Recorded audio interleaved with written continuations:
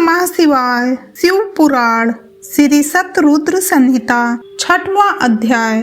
नंदकेश्वर अवतार। सनत कुमार जी ने पूछा, हे प्रभु, आप महादेव जी के अंश से उत्पन्न होकर भगवान शिव को कैसे प्राप्त हुए? कृपा कर मुझे इस उत्तम कथा का वर्णन सुनाइए। नंदीश्वर बोले, हे ब्रह्मापुत्र सनत कुमार जी, शिलाद नामक एक धर्मात्मा मुनि थे।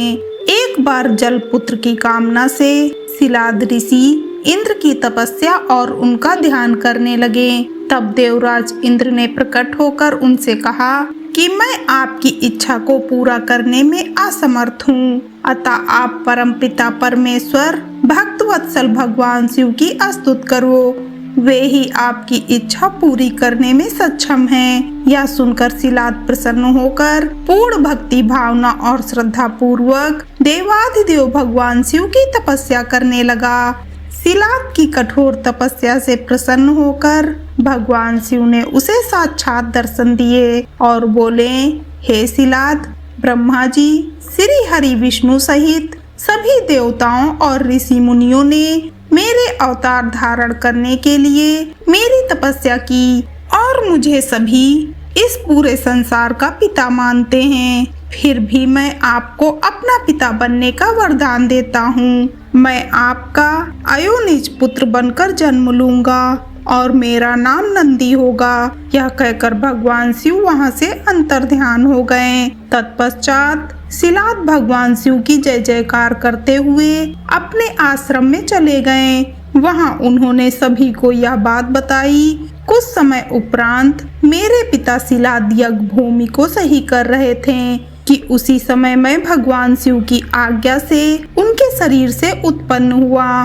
तब चारों ओर प्रसन्नता छा गई। जब मेरे पिता शिलाद ने मेरे बाल रूप को देखा, जो सूर्य और अग्नि के समान तेज, प्रभावशाली और प्रकाशमान था, हाथ में त्रिशूल एवं सिर पर जटाजूट धारण किया था, तो मेरा रूप देखकर वे आनंद से झूम उठे। शिलाद बोले, हे सुरेश्वर, आपने मुझे बहुत आनंद दिया है, इसी कारण मैं आपका नाम नंदी रखता हूँ। तब मेरे पिता अत्यंत प्रसन्न होकर भगवान शिव की स्तुति करने लगे। तत्पश्चात वे अपनी कुटिया में चले गए। उस कुटिया में जाकर मैंने अपने इस रूप का त्याग कर दिया और साधारण बालक की भांति रहने लगा। तब मेरे पिता शिलाद ने मेरे नामकरण आदि संस्कार पूरे किए। 5 वर्ष का पूरा होने पर मुझे संपूर्ण वेदों का अध्ययन कराया गया। जब मैं 7 वर्ष का हुआ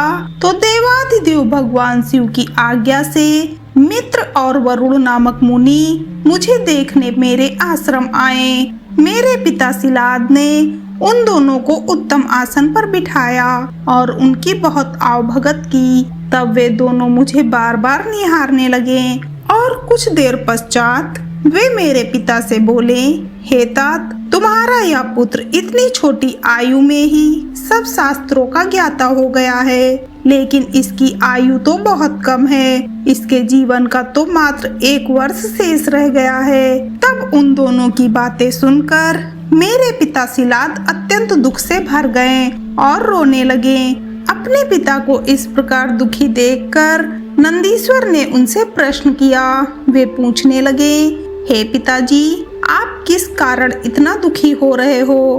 तब पिता शिलाद ने मुझे मेरी अल्पायु के विषय में बताया। तब मैं बोला, हे पिताजी, आप इस प्रकार दुखी ना हो। मुझे देवता, दानव, यक्ष, गंधर्व, काल, यमराज या कोई भी मनुष्य नहीं मार सकता। मेरी अल्पायु में मृत्यु नहीं होगी। मेरे इस प्रकार के वचनों को सुनकर मेरे पिता शिलाद ने पूछा कि पुत्र, तुमने ऐसा कौन सा तप किया है या तुम्हें ऐसी कौन सी शक्ति प्राप्त हो गई है जो तुम ऐसा कह रहे हो? तब मैंने कहा, हे पिताजी, मैं भगवान शिव की आराधना और स्तुति से ही मृत्यु को दूर भगा दूंगा, आप चिंता ना करें। यह कहकर नंदी ने पिता शिलाद को प्रणाम किया और स्वयं वन की ओर चल दिया। हर हर महादेव।